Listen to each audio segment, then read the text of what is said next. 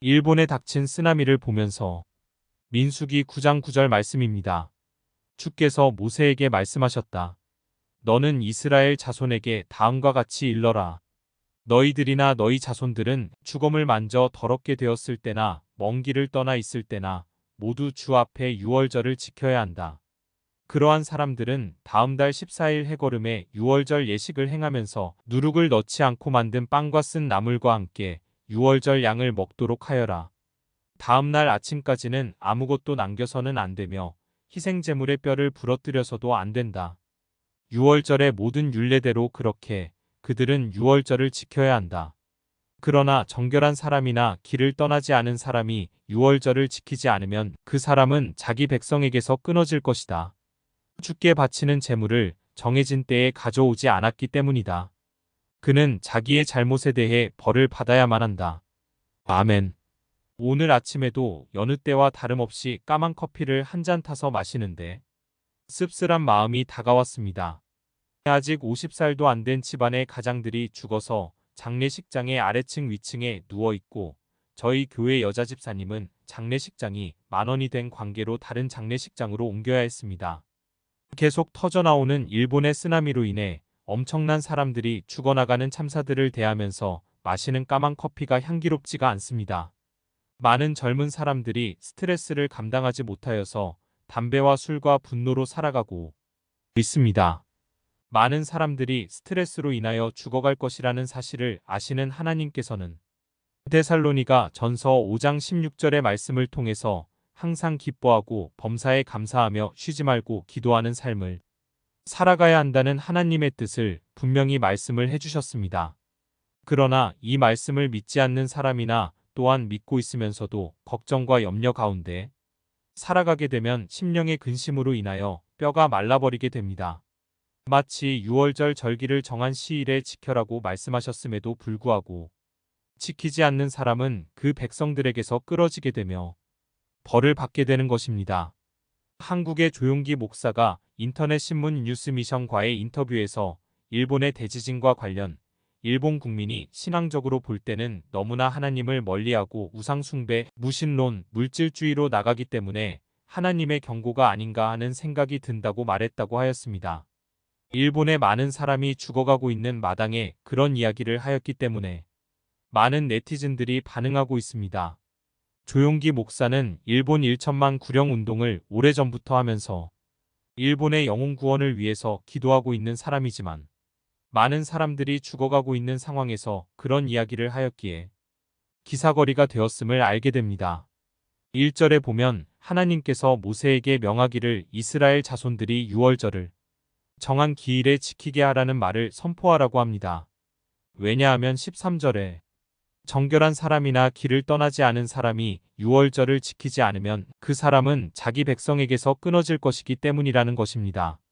일본에 닥친 쓰나미는 일본이 잘못하고 우상을 숭배하여서 하나님께 벌을 받은 것이 아니라는 사실을 알아야 합니다. 어떤 사람이 어려운 일이 당하면 하나님께 벌을 받은 것처럼 생각하는 사람들이 있습니다.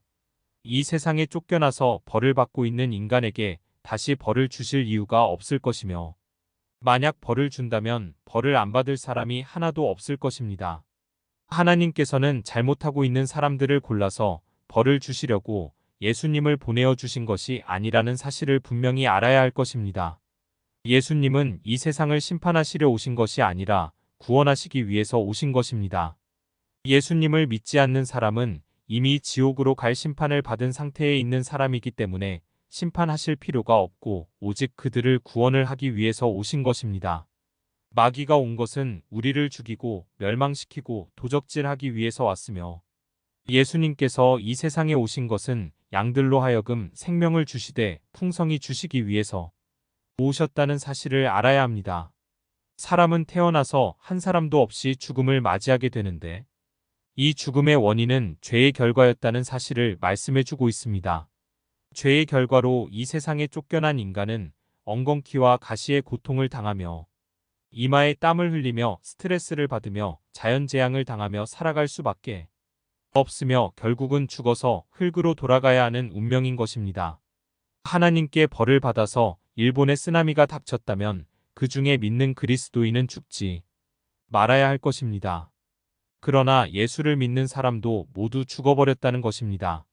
예수를 믿는 사람이든지 믿지 아니하는 사람이든지 하나님의 자녀이든지 하나님의 자녀가 아니든지 세상에 살아가고 있는 동안은 괴로움의 연속입니다. 그러나 쓰나미가 닥쳐와서 죽더라도 예수를 믿는 사람은 하나님의 나라인 천국으로 이사를 가버리게 되는 것입니다. 예수를 믿는 사람도 경제적으로 어려움을 당하는 경우가 많습니다. 그러한 어려움을 당하면서도 하나님께 감사하는 것은 하나님께서 주신 평안 때문입니다. 세상이 줄 수 없는 평안을 주셨기에 감옥에서도 기뻐할 수 있으며 죽으면서도 하나님의 나라에 대한 소망과 평안이 있기 때문에 감사하고 기뻐하게 되는 것입니다. 마귀는 이 땅에 계속적으로 쓰나미를 보내어서 인간들을 괴롭게 할 것이며 마치 하나님께서 그렇게 하는 것처럼 위장을 할 것입니다. 그러나 예수님께서는 이 세상의 마지막 때의 징조를 벌써 말씀해 주셨습니다. 민족이 민족을, 나라가 나라를 대적하여 일어나겠고 처처에 지진이 있으며 기근이 있으리니 이는 재난의 시작이니라.